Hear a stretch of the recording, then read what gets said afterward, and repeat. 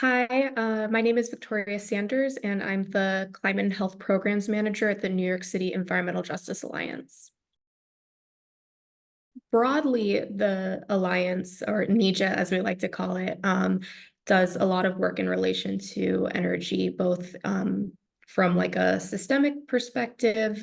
We have someone whose entire job is energy and trying to help move the work towards renewable energy, solar, wind, all of those wonderful alternatives. And we're also talking about transitioning the energy sector, transitioning the transportation sector to all electric, building sector to all electric, basically just like trying to get our systems as far away from fossil fuels as possible. But in my particular role, my focus on energy is more in relation to specific issues that I am an expert on. So one of them in particular that is getting a lot of attention right now is heat, not even just extreme heat or not even extreme heat always, sometimes just heat in general. We see that, impacts to human health are happening as low as like 82 degrees Fahrenheit in New York City. And so, we're talking not just about these crazy heat waves that are, of course, devastating, but also just normal summer temperatures having a really impact on people's health. And we're seeing that a lot of that is happening in the home at night when people aren't able to get cool. And so we're thinking a lot about how we can make sure that people have access to affordable energy so that they can run AC units. A lot of people have AC units in the city, but a lot of them won't run them because they're so expensive. And then, of course, there are some people who don't have AC units, some people who don't have, reliable places to be home. And so we're thinking about all of these things when we think about resilience and adaptation to heat, is making sure that people can be safe and healthy during these conditions while we're working on those larger systemic issues of getting to renewable energy.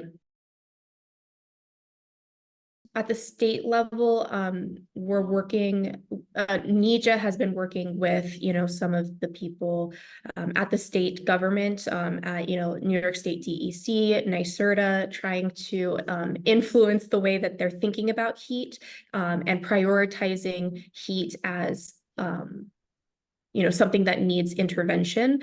I think for a long time, we've kind of taken heat for granted. New York hasn't historically been a place that gets so hot that people can't, be comfortable, or at least it hasn't been considered one. But as climate change is getting worse, we're seeing, again, these impacts to human health. And so we're wanting to see that reflected in policy and in funding. We have HEAP funding during the cold months. Historically, New York gets very, very cold. So it's been something, for I think over a century now, that heat has been something that has been funded and prioritized during the cold months, but now we need that cooling during the hot months as well. And so we've been advocating for those protections and expanding the HEAP program to those warm months so that people can have energy assistance during the warm months as well. And at the city level, it's the same thing.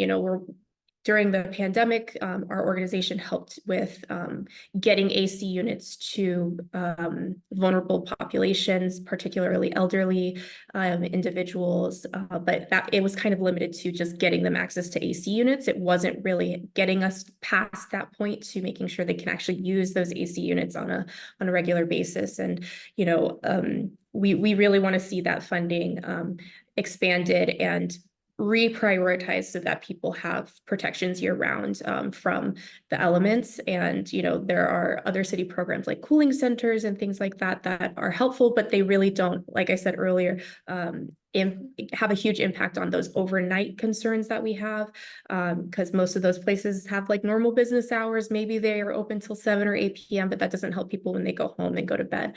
So we definitely are thinking a lot about that. LIHEAP is definitely important to providing energy assistance.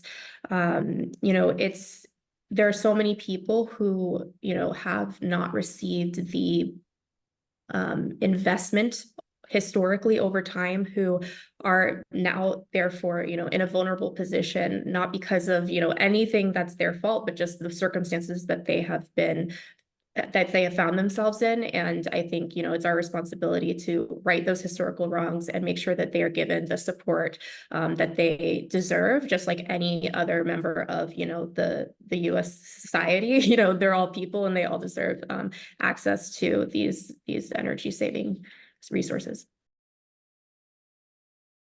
We do have a social media presence on, X, and we do have Facebook, we have Twitter, or that is X.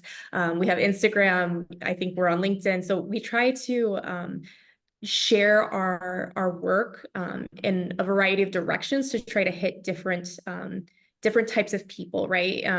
We find that we're talking not just to policymakers and government officials, but we're also trying to talk to everyday people, the communities that we're actively supporting, for all of the member organizations that we are an alliance of.